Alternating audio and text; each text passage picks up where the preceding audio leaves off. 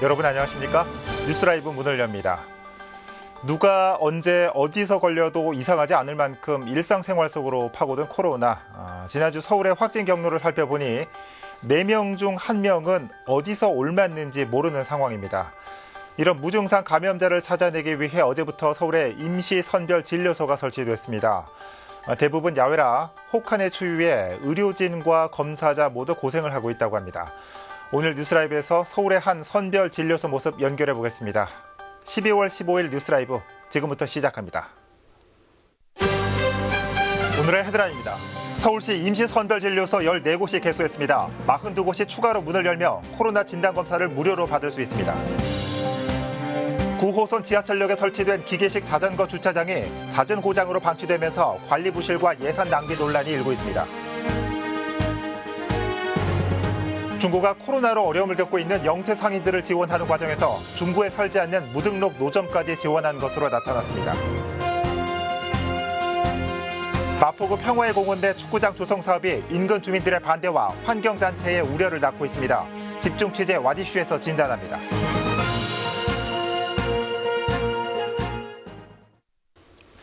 코로나19 소식입니다. 수도권을 중심으로 코로나19 확산세가 좀처럼 꺾이지 않고 있습니다. 어제만 서울, 경기 500명을 넘어섰는데요. 서울시는 어제부터 도심 곳곳에 임시선별진료소를 추가로 설치하고 선제 검사를 대폭 강화했습니다. 지금 이 시각 서울역 임시선별진료소에 나가 있는 취재기자 불러보겠습니다. 이주협 기자. 네, 저는 지금 서울역 임시선별진료소에 나와 있습니다. 네. 자, 이 기자, 올겨울 들어서 가장 추운 날씨인데도 이 검사를 받으러 온 시민들의 모습이 보입니다. 어제부터 운영에 들어갔는데 현장 상황은 어떻습니까? 네, 이곳 서울역 임시선별진료소는 오전 9시부터 운영을 시작했는데요. 추운 날씨에도 불구하고 이른 아침부터 시민들의 발걸음이 이어졌습니다. 제가 현장에 도착한 지 2시간 정도 돼가는데 긴 대기줄이 줄어들 기미가 보이지 않고 있습니다. 그만큼 계속해서 시민들이 검사를 받으려 이곳을 찾고 계신데요. 현장에는 시민들이 간격 유지를 할 수 있도록 가이드라인이 설치되고 바닥에 표시를 해둔 상태입니다. 진단검사는 먼저 안내에 따라 손소독을 실시한 후 역학조사서와 검사 라벨을 작성하게 됩니다. 이후 검체 카드를 수령한 뒤 진단검사를 받는 순서로 진행되고 있습니다. 검사를 받으려는 시민들이 몰리면서 대기 시간이 길어지곤 있지만 검사 과정의 소요 시간은 10분에서 15분 사이로 진행되고 있습니다. 예. 자, 정부 지침에 따라서 서울에서는 임시선별진료소 총 50여 곳이 설치됐거나 앞으로 설치될 예정이죠. 어떻게 운영됩니까? 네, 말씀하신 것처럼 이곳 서울역을 비롯해 용산역 등 유동인구가 많은 지하철역을 중심으로 서울에서는 모두 56곳이 설치됩니다. 네, 어제인 14일부터 15곳이 먼저 운영을 시작했고 나머지 임시선별진료소도 점차 운영에 들어갑니다. 임시선별진료소에선 시민 참여율을 높이기 위해 휴대전화 번호만 수집하는 익명검사도 함께 실시하고 신속성과 편의성을 위해 기존 비인두 도말 PCR 검사법 외에도 타액 PCR 검사와 신속 하원 검사를 함께 시행합니다. 코로나19 의심 증상이 없거나 역학적 연관성이 없어도 시민 누구나 무료로 선제 검사를 받을 수 있습니다. 추가로 확충된 선별진료소는 집중 검사 기간인 다음 달 3일까지 운영됩니다. 임시 선별진료소 위치는 서울시 홈페이지에서 확인하실 수 있습니다. 네. 자, 마지막으로 밤사이 코로나19 발생 현황 정리해 주시죠. 네, 15일 0시 기준 국내 코로나19 신규 확진자 수는 880명 발생해 누적 확진자는 44,364명입니다. 이 중 국내 감염 사례는 848명이고 해외 유입은 32명입니다. 서울에서는 251명이 확인됐고 경기도에서는 288명, 인천에서는 55명의 신규 확진자가 발생했습니다. 서울에선 강서구 교회와 병원, 종로구 파고다 타운과 성동구 병원 등에서 확진자가 계속 확인되고 있습니다. 13일 기준 서울시 감염병 전담병원 병상 가동률은 89.9%고 중증 환자 입원 가능 병상은 5개입니다. 지금까지 서울역 임시선별진료소에서 전해드렸습니다. 네, 이주협 기자 잘 들었습니다. 서울역 임시선별진료소 모습과 코로나 발생 상황 살펴봤습니다. 자, 한편 서울시의 지난 한 주간 하루 평균 코로나19 확진자가 283명으로 집계됐습니다. 이는 2주 전 일평균 확진자 221명보다 62명 늘어난 것으로 다중이용시설 관련이 240명으로 가장 많고 종교시설 관련 149명, 직장 관련 97명, 병원시설 60명, 가족과 지인 등 10명 순입니다. 감염 경로 조사 중인 확진자 비율도 2주 전 17.4%에서 지난주 24.9%로 늘어나 확진자 4명 중 1명은 감염 경로를 알 수 없는 것으로 나타났습니다. 한편 서울시는 어제 임시선별검사소 14곳을 개소 후 추가로 42곳을 순차적으로 운영한다는 계획입니다.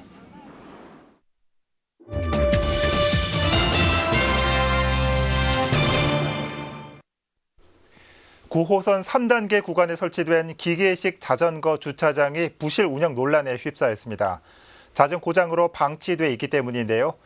설치하는데 71억 원이 들어간 것으로 알려지면서 예산 낭비 논란도 일고 있습니다. 보도에 박영찬 기자입니다. 도로 한복판에 통유리 설치물 하나가 눈에 들어옵니다. 지상과 연결된 엘리베이터로 지하에 자전거를 주차하는 기계식 자전거 주차장입니다. 카드를 접촉하면 작동되는 원리지만 아무런 반응이 없습니다. 시민들도 자전거 주차장이 작동하는 모습을 본 것이 까마득합니다. 작동이 되는 것도 못 봤습니다. 한 번도 못 봤습니다. 석촌역 7번 출구에 있는 기계식 자전거 주차장입니다. 주차장이 작동을 하지 않다 보니 자전거들이 길가에 어지럽게 방치되어 있는 모습입니다. 9호선 지하철역 입구에 설치된 기계식 자전거 주차장이 부실 운영 논란에 휩싸였습니다. 시민 편의를 위해 수십억 원의 예산을 들였음에도 고장난 상태로 사실상 방치되고 있기 때문입니다. 주차장 한 대당 120대에서 200대 안팎의 자전거를 수용할 수 있는 규모로 8개소의 기계식 자전거 주차장을 만들기 위해 예산 71억 원이 투입됐습니다. 자전거를 이용하는 시민들의 이용 편의를 위해 수십억 원의 예산을 들였지만 운영 1년 만에 고장이 속출하기 시작했습니다. 2018년 12월 9호선 3단계 구간의 개통과 함께 송파구와 강동구 등 6개 지하철역에 걸쳐 총 8개의 기계식 자전거 주차장이 설치됐습니다. 문제가 생기기 시작한 건 운영 1년 차가 넘어가기 시작한 올해 초 강동구 중앙보훈병원역을 시작으로 송파구 석촌역, 한성백제역 등 5개의 기계식 자전거 주차장이 고장으로 작동을 멈췄지만 수리나 보수 작업 없이 1년 가까이 방치돼 있는 겁니다. 관리 주체인 서울교통공사는 내년 1월까지 기계식 자전거 주차장 고장 문제를 해결하겠다는 입장입니다. 한편 부실 운영 논란이 불거지면서 서울시 차원의 보다 투명한 관리를 요구하는 책임론도 제기됩니다. 6개 역 중에서 4개 역이 아마 고장으로 제 기능을 거의 못하고 있는 걸로 지금 파악이 됐습니다. 기술력 있는 업체가 우선 선정이 돼야 되고요. 그렇게 될 때 아마 이거 수리가 가능할 걸로 생각을 하고 있습니다. 9호선 3단계 구간의 기계식 자전거 주차장 유지 보수에 올 한 해 동안 들어간 예산은 2억 2천만 원에 이릅니다. 딜라이브 서울 경기 케이블 TV 박영찬입니다.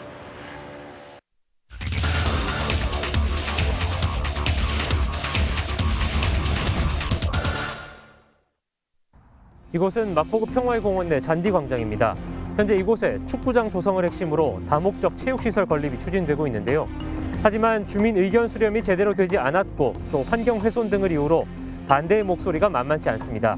이번 와디쇼에서 마포구 축구장 조성과 관련해 자세히 살펴봅니다.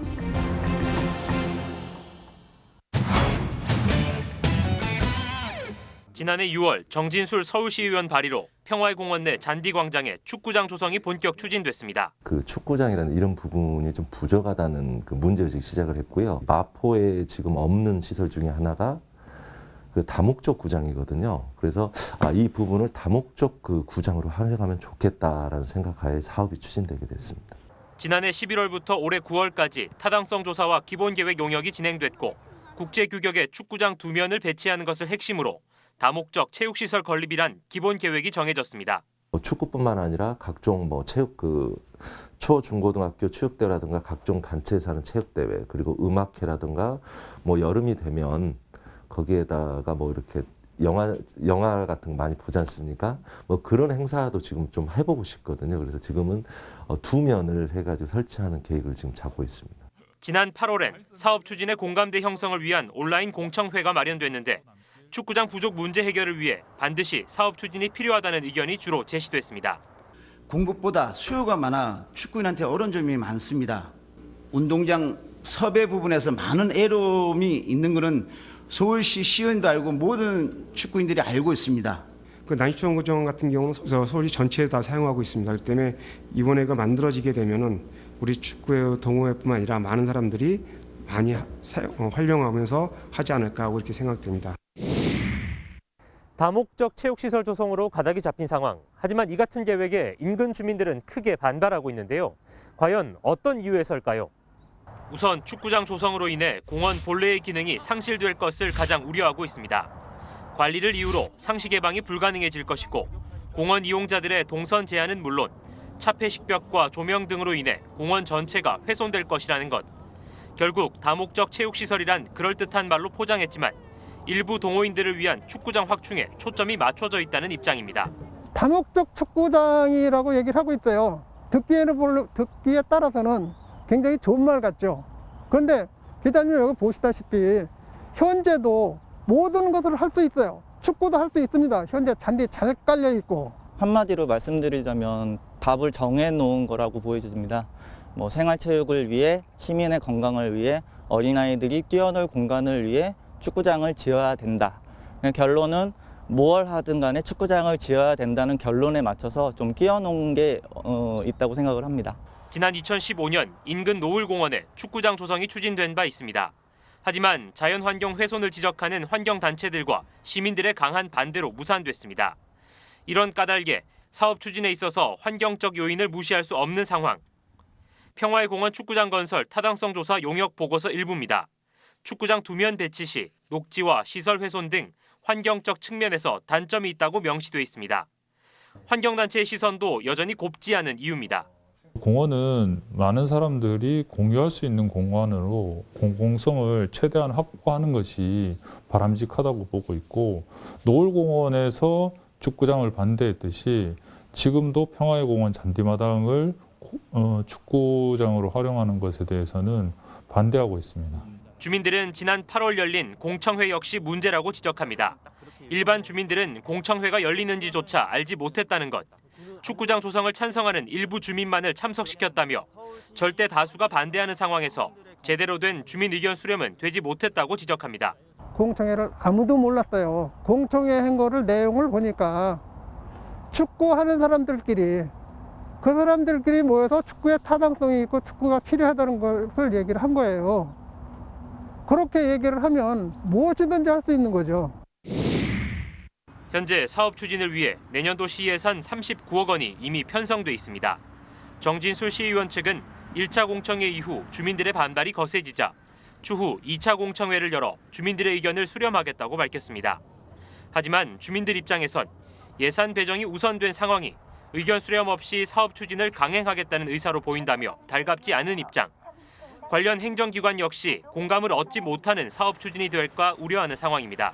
기본적으로 반대가 절대 다수였던 것 같고요. 기본적으로는 저희들은 다수의 주민들의 의견을 따라서 정책 수립을 해야 되지 않을까 생각이 되고요. 근데 그 시설이 사실은 확충이 되면은 공원 내에 다른 이용했던 분들 사실은 이게 축구장으로만 이용이 되잖아요. 이게 공원 이용하는 사람들하고 입장은 더나 틀리잖아요.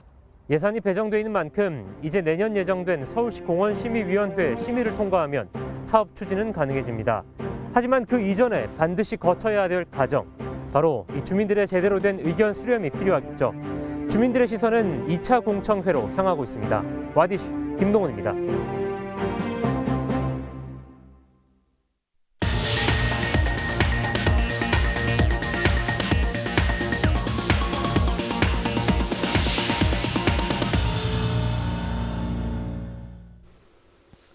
코로나19 확산으로 중소상인들의 어려움이 커지고 있습니다. 중구의회에서는 직접적인 타격을 입고 있는 관광업계와 영세 상인에 대한 실질적인 대책을 주문했는데 중구에 살지 않는 무등록 노점까지 지원한 것으로 알려지면서 논란이 일고 있습니다. 보도에 지혁배 기자입니다. 국가 간 갈등으로 중국과 일본 관광객이 줄어든 데다 코로나19 장기화로 중구의 관광 산업이 어려움을 겪고 있습니다. 전체 99개던 숙박업의 경우 50% 정도가 폐업이나 휴업을 해 지원이 절실하다는 의견입니다. 대부분의 대형 호텔만 선정되었고 대상도 얼마 되지 않아서 큰 효과가 없으며 상대적으로도 규모가 작은 숙박업소는 더 큰 어려움을 겪고 있습니다. 어려운 겪고 있는 관광 숙박업계를 지원하기 위해 노력을 했습니다만 99개 관광 숙박업소에 현실적으로 얼마나 큰 도움이 될 수 있는지에 대해서는 상당히 고민이 많습니다. 전체 인구 12만 명 가운데 소상공인은 5만 2천 명. 보다 근본적이고 장기적인 지원 대책이 필요하다는 주문입니다. 폐업이 아니라 파산이다라며 하루에 10만 원도 팔지 못하면 월세를 낼 수가 있을까요? 그럴 바에는 월 임대료, 인건비, 공과금을 줄이고 문을 닫는 게 차라리 낫다고들 말합니다. 올해 대출금리 1.4%를 내년에는 1.2% 낮추겠습니다. 다음으로 올해보다 10억 원 증액된 100억 원의 융자액을 확대 지원하고 기존 기금 대출자에게 6개월간 원금 상환을 유예하겠습니다. 지난 4월 신청을 받은 소상공인 자금 지원에 대해선 형평성 문제가 제기됐습니다. 중구에 사업장이 있으면 50만 원, 중구 주민이면 50만 원을 추가 지원했는데 무등록 점포나 공장 1,087곳도 대상에 포함됐기 때문입니다. 여기엔 중구에 살지 않는 상인도 포함돼 세금을 내고 있는 주민들의 불만이 높다는 겁니다. 불법 영업을 묵인하고 지원까지 하면서 그 누가 정당한 영업을 하겠습니까?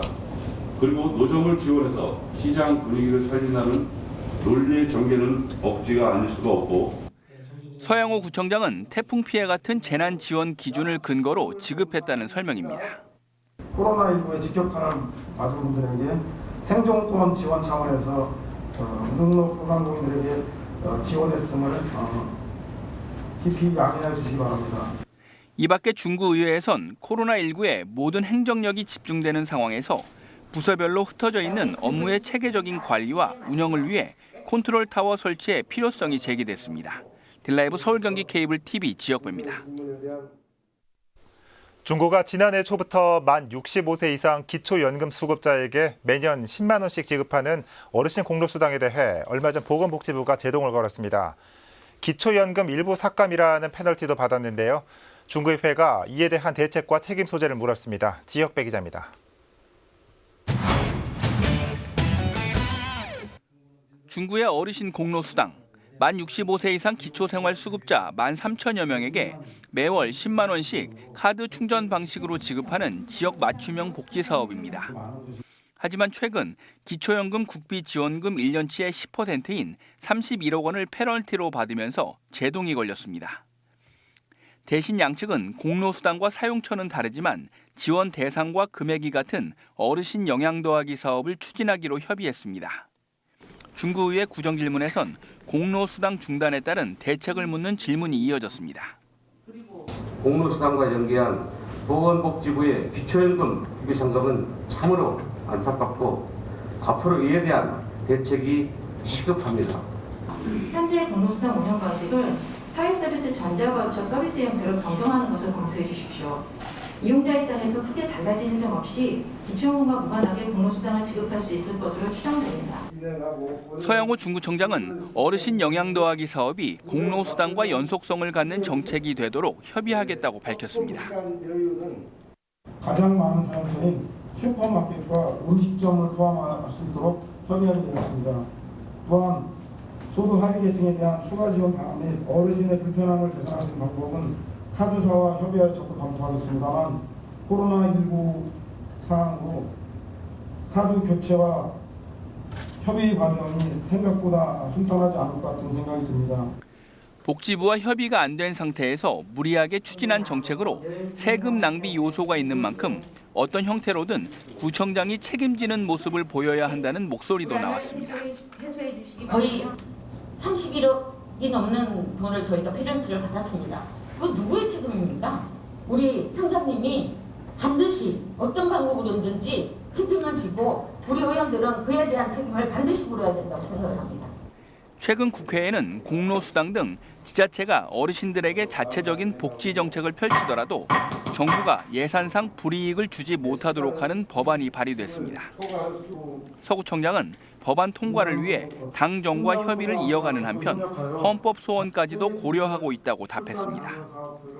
영양 더하기 3을 해나가는 과정에서 비용이 실제 우리 페널티 비용만큼이나 들기 때문에 저희한테 좀 조금만 시간을 주신다면 제가 헌법 소원을 하든 법적을 설득하는 시간 동안만 공로수당을 좀 유지시켜 주실 것을 다시 한번 호소를 드립니다. 중구의회는 사업 대체에 따른 준비 시간이 필요하다는 구청의 의견에 따라 내년 공로수당을 예산의 절반인 84억 원 규모로 편성하는 방안을 논의하고 있습니다. 드라이브 서울경기 케이블 TV 지역배입니다. 강동구가 오늘 31일까지 고령 운전자 면허 자진 반납 제도를 운영합니다. 신청 대상은 만 70세 이상 강동 구민으로 면허증 반납 시 1회에 한해 10만 원 상당의 교통카드를 지원합니다. 반납은 인근 동주민센터에서 가능하고 반납 후 면허증 취소 결정이 나는 즉시 교통카드를 받을 수 있습니다. 중랑구가 내년 1월부터 개명신고를 이틀 만에 처리하는 개명신고 우선처리제를 시행합니다. 개명신고 우선처리제는 기존 4일에서 5일이 소요되던 개명신고 처리 기간을 이틀로 단축시킨 서비스입니다.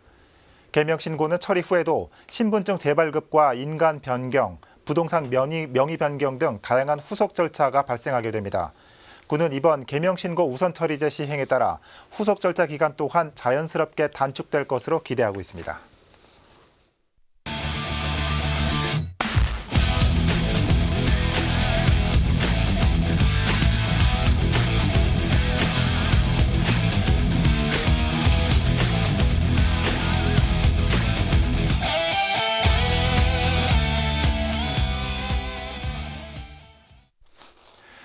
축제 대신 온라인 콘서트 열기, 손소독제 대신 가져다 주기, 교실에 여분의 마스크 비치하기, 전교회장에 출마하는 한 중학생이 내건 약속들입니다. 적어도 실현 가능한 공약들이죠. 또 한 번의 커다란 선거를 앞두고 있습니다. 너무 달콤한 약속은 실체가 없을 가능성이 큽니다. 뉴스라이브 마칩니다. 시청해 주셔서 고맙습니다.